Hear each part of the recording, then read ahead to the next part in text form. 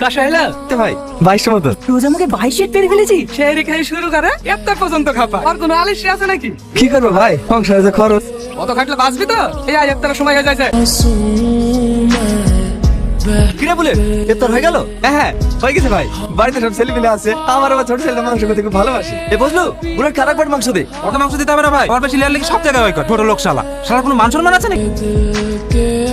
আমার লাগবে না ভাই এতেই হয়ে যাবে